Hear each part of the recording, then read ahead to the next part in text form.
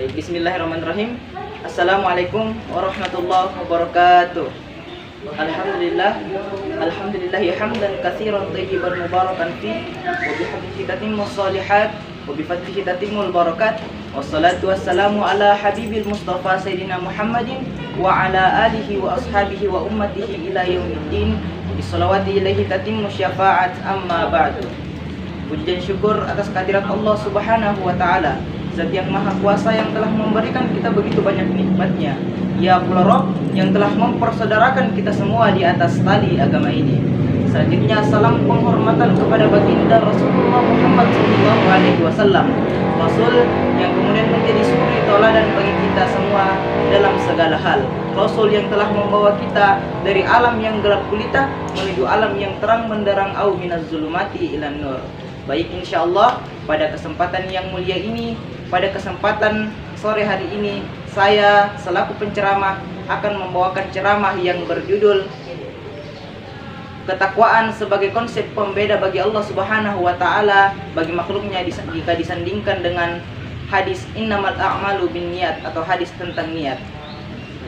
Baik, ketika kita berbicara tentang takwa, ketika kita berbicara tentang ketakwaan, maka hal itu atau istilah itu tentunya sudah tidak asing di telinga para jemaah sekalian. Karena banyaknya daripada para azatis kita, banyaknya dari para penceramah kita, banyaknya dari para mubalik kita ketika ingin menyampaikan muhadarahnya, ketika ingin menyampaikan ceramahnya, ketika ingin menyampaikan khutbahnya, beliau senantiasa mengingatkan kepada kita sekalian untuk senantiasa bertakwa kepada Allah Subhanahu wa taala. Takwa dalam hal ini menjalankan apa yang diperintahkan oleh Allah Subhanahu wa taala dan menjauhi apa yang dilarang oleh Allah Subhanahu wa taala. Refleksi saja di dalam kehidupan kita sehari-hari di Indonesia ini. Indonesia dikenal oleh seluruh dunia sebagai negara yang memiliki keanekaragaman yang berbeda-beda, mulai dari suku, ras, warna kulit, sampai dengan bahasa. Ada yang memiliki warna kulit yang hitam, sawo matang, dan ada juga yang memiliki warna kulit yang berwarna putih. Ada yang memiliki strata sosial yang bisa dibilang kaya, dan ada yang memiliki strata sosial yang kurang mampu.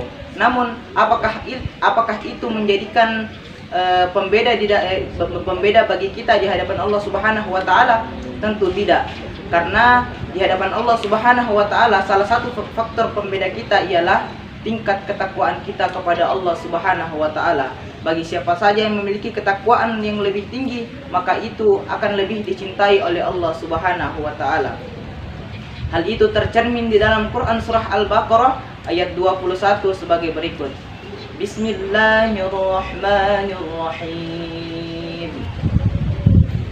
Ya ayyuhan nasu u'budu rabbakumul ladzi khalaqakum walladzina min qablikum la'allakum tattaqun.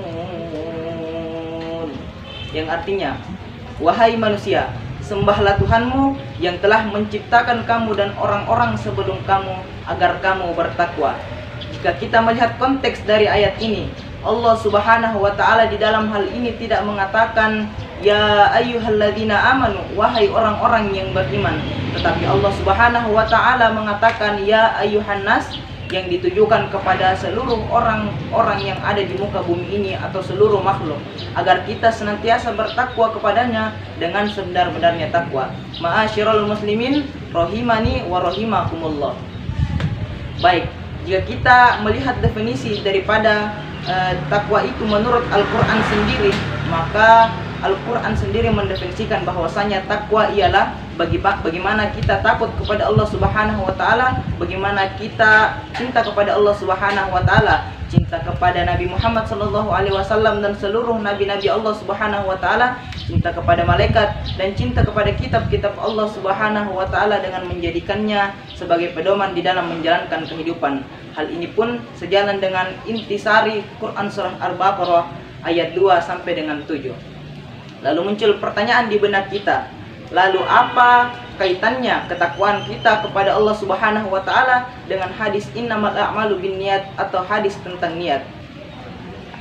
Nah, kita kembali kepada definisi awal bahwasanya takwa adalah bagaimana kita menjalankan apa yang diperintahkan oleh Allah Subhanahu wa taala dan menjauhi segala apa yang dilarang oleh Allah Subhanahu wa taala. Nah, tentunya hal ini sangat diperlukan niat, karena niat dalam hal ini menjadi faktor pembeda antara perbuatan yang kita lakukan dapat diterima oleh Allah Subhanahu wa taala atau perbuatan yang kita lakukan dapat ditolak oleh Allah Subhanahu wa taala. Jadi, niat dalam hal ini menjadi salah satu faktor yang sangat penting, salah satu faktor yang sangat urgent ketika kita ingin melakukan suatu perbuatan. Kita ambil contoh salat. Salat merupakan salah satu amalan yang pertama kali dihisab oleh Allah Subhanahu wa taala di akhirat kelak. Apabila salat kita berantakan, maka amalan-amalan yang lain juga ikut berantakan. Nah, kita kembali kepada definisi awal bahwasanya niat merupakan suatu faktor pembeda antara kita melakukan suatu perbuatan, apakah perbuatan itu dapat diterima atau perbuatan itu dapat ditolak. Jadi niat dalam hal ini menjadi faktor yang sangat urgent ketika kita ingin melakukan suatu perbuatan. Contoh kecilnya ialah sholat. Sholat merupakan satu hal atau suatu amalan yang pertama kali dihisab oleh Allah Subhanahu wa taala di akhirat kelak. Jika kita memiliki sholat yang baik, ketika sholat kita adalah sholat yang baik, maka amalan-amalan yang lain akan mengikut kepada sholat tersebut, dalam hal ini akan ikut baik. Namun sebaliknya, apabila sholat kita berantakan, maka amalan yang kita lakukan setelahnya itu, amalan yang kita lakukan yang lainnya akan ikut berantakan juga seiring dengan berantakannya sholat kita. Nah, kita analogikan sebagai batu yang tersusun ke atas, dengan sholat sebagai pondasi yang paling awal atau batu yang paling dasar untuk amalan-amalan yang lain, dan batu yang lainnya yang tersusun ke atas merupakan amalan-amalan yang lain yang menopang atau yang berdiri di atas batu yang paling dasar, dalam hal ini sholat. Ketika sholat yang menjadi pijakan di atas amalan-amalan yang lain itu berantakan, maka batu-batu yang ada di atasnya juga akan ikut berantakan atau jatuh berhamburan. Nah, dalam konsep ini niat menjadi salah satu faktor yang sangat diperhatikan, karena dengan niat sholat kita dapat diterima atau dengan niat sholat kita dapat ditolak oleh Allah Subhanahu wa taala. Nah, hal ini sejalan dengan hadis Rasulullah sallallahu alaihi wasallam. Rasulullah sallallahu alaihi wasallam yaqul, innamal a'malu binniyat wa innamal likulli imri'in ma nawa. Hanya dengan niat amalan yang perbuatan hanya tergantung daripada niatnya, dan setiap orang akan dibalas berdasarkan apa yang ia niatkan. Terdapat perbedaan di antara dua kalangan mazhab tentang hadis niat ini, di mana kalangan yang dimaksud dalam hal ini ialah mazhab Syafi'i dengan mazhab Hanafi. Mazhab Syafi'i mengatakan bahwasanya niat itu menjadi tolak ukur sah atau tidaknya suatu amalan yang kita lakukan. Nah, mazhab Hanafi mengatakan bahwasanya niat menjadi tolak ukur sempurna atau tidaknya amalan yang kita lakukan.